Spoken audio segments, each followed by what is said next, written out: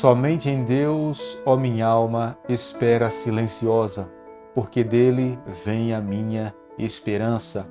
Salmo capítulo 62, o verso 5. O nosso coração está seguro na nossa única esperança, que é o nosso Salvador Jesus Cristo. Esse mundo tem criado muitos meios para que as pessoas possam se refugiar, mas nós nos voltamos para Deus. Nós reconhecemos que Ele é a nossa única saída. Não há salvação em nenhum outro. Todas as outras expectativas são falhas, não têm fundamento, mas em Jesus nós encontramos paz, nós encontramos alegria, nós encontramos satisfação e, acima de tudo, a esperança. Por isso que a cada manhã nos sentimos felizes em abrirmos a Sua palavra e deixarmos que ela fale ao nosso coração. É por isso que a cada manhã nosso coração é alimentado pela esperança de um dia vê-lo face a face e estarmos com o nosso Salvador por toda a eternidade. Quero convidá-lo nesse momento a ter nas mãos a palavra de Deus no livro de Levíticos, capítulo 26, o verso 1. Não fareis para vós outros ídolos, nem vos levantareis imagem de escultura, nem coluna, nem poreis pedras como figura na vossa terra, para vos inclinardes a ela, porque eu sou o Senhor, vosso Deus. Nós não podemos nos esquecer que foi o próprio Deus que os tirou do cativeiro do Egito. Lá no Egito, os sacerdotes pagãos ofereceram aos israelitas diversos deuses.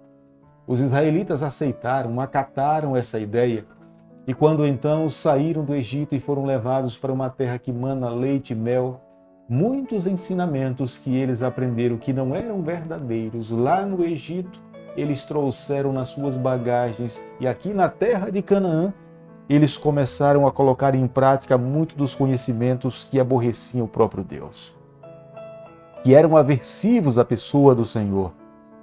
E no livro de Levíticos nós encontramos Deus entregando a Moisés as orientações que ele queria que fossem dadas ao seu povo. Entre elas, os israelitas tinham uma afeição muito grande para criarem imagem de escultura e se prostravam diante desses ídolos. Nós já vimos aqui em capítulos anteriores que até oferecer os seus próprios filhos ao deus Moloque, os israelitas começaram a usar esse tipo de prática religiosa que era completamente aversivo à pessoa de Deus. Mas nós sabemos que um dia Jesus Cristo viria aqui a essa terra para nos libertar de toda essa condenação. Em Jesus Cristo, Ele queria que todos nós, através da morte de Jesus Cristo, o objetivo era levar todos os filhos a viverem uma vida de obediência no Senhor. Mas, nos dias em que nós estamos vivendo, embora Jesus Cristo tenha passado por essa terra, o nosso coração, o coração dos seres humanos, muitas vezes ainda é tendencioso a se voltar a muitos ídolos. E os ídolos que nós encontramos nos dias de hoje são ídolos completamente diferentes dos dias do Egito. Os ídolos nos nossos dias é o dinheiro, é a fama, é a beleza, é o reconhecimento, é o sucesso, é a segurança. São ídolos que prometem tudo o que nós queremos, mas nada que nós precisamos. Mas nós precisamos ainda, diante de toda essa sedução, escolher quem de fato vai conduzir a nossa vida. Esta é a grande questão que deve mover o nosso coração. O capítulo 26, o verso 12, a Bíblia diz o seguinte: Andarei entre vós, e serei o vosso Deus, e vós serei o meu povo. Deus estava aqui nessa parte, nessa declaração, advogando o direito de ser o povo da nação de Israel.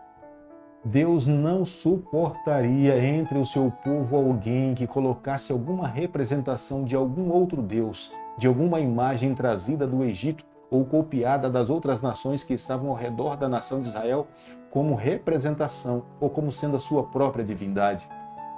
Deus estava abolindo. Deus não queria uma adoração dividida. Também nos dias em que nós estamos vivendo, nós precisamos entender que o nosso Deus não espera uma adoração dividida. Nós precisamos sim estar nos dias em que nós estamos vivendo, influenciando as outras culturas, as pessoas que estão ao nosso redor, mas nós não podemos trazer para dentro da nossa casa para dentro da nossa cultura um Deus que não seja o Deus de Israel, o Deus de Abraão, o Deus de Jacó, o Deus que se manifestou como sendo o Criador de todas as coisas. Somente Ele é digno de toda adoração.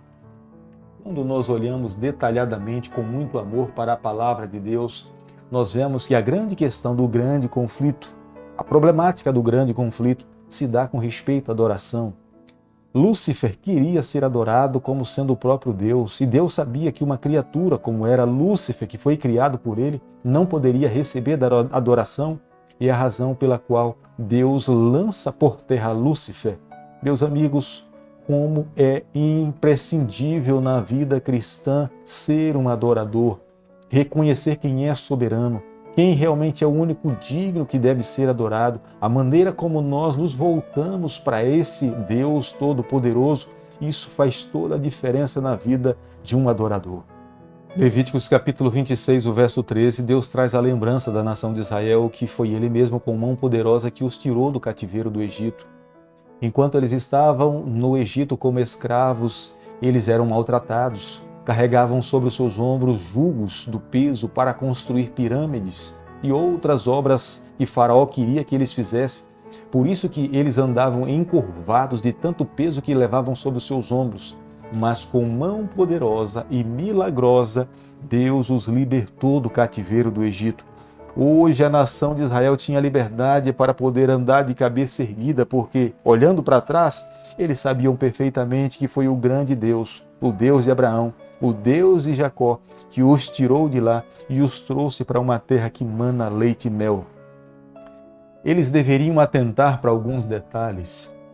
Nenhuma nação ao redor deles tinha tanto conhecimento a respeito da saúde, da justiça civil, moral, religiosa. Nenhum Deus propôs morar entre o seu povo, onde ele mesmo expressava para o seu povo a sua própria vontade e a maneira como ele queria ser adorado de uma forma tão real como acontecia dentro do santuário, como aconteceu com a nação de Israel. Mas esse Deus, mesmo se propondo a morar entre o seu povo, ele esperava que os seus filhos, que a nação de Israel, o reconhecesse e o tomasse como sendo o único Deus das suas vidas. Capítulo 26, o verso 18. Deus coloca nas mãos de Israel o direito de fazerem as suas escolhas. E lembra eles que se porventura eles escolhessem não obedecer a Deus, eles corriam o risco de pagar as consequências pelas suas próprias escolhas. Deus queria que a nação de Israel fosse o seu representante aqui nessa terra. O próprio nome de Israel estava conectado com a pessoa do nosso Deus. Deus seria o condutor desse povo, Deus manteria sua aliança que um dia foi assumida com Abraão, mas Deus queria que essa nação pudesse, de fato, viver os seus ideais, os seus propósitos. Com esse objetivo, ele faria com que outros povos ao redor do mundo pudessem se voltar para a nação de Israel e reconhecer que Deus é Deus. Mas se a nação de Israel optasse em seguir o seu próprio caminho, eles teriam que arcar com as suas próprias consequências. Deus poderia perdoar o pecado deles, mas eles teriam que arcar com as consequências dos seus erros. Não é diferente nos dias de hoje. Quando nós erramos, pedimos perdão, Deus nos perdoa. Não há nenhum pecado que o Senhor não nos perdoe, mas as consequências dos nossos erros nós teremos que arcar. Da mesma forma aconteceu com Davi um dia, Deus perdoou o seu pecado, mas as consequências do seu erro ele teve que arcar até os últimos momentos em que ele estava respirando. Por isso que nos dias em que nós estamos vivendo, olharmos a palavra de Deus e deixarmos que ela conduza a nossa vida, isso será de grande valor para cada um de nós. E é o que Deus espera que nós possamos fazer a cada dia. O que nós estamos falando nessa manhã aconteceu no cerco de Samaria e no cerco de Jerusalém.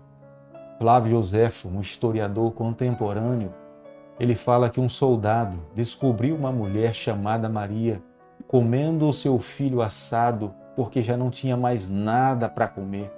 O mesmo Deus que advertiu a nação de Israel dizendo que eles deveriam ser obedientes e foi longânimo com esse povo, foi esse mesmo Deus que contemplou essa cena, mas não agiu, porque era resultado das consequências de uma decisão mal tomada. E ele estava agora permitindo que a nação de Israel pagasse pelo preço por não ter dado ouvido em obedecer às suas palavras. Ao concluirmos nessa manhã o capítulo 26 do livro de Levíticos, nós podemos concluir uma coisa. Obediência não é legalismo. Obediência é fidelidade a Deus. Obediência é viver uma vida santa. Embora nós saibamos que o nosso Deus é misericordioso, longânimo, compassivo, mas Ele é extremamente justo. Os seus olhos estão sobre a face dessa terra.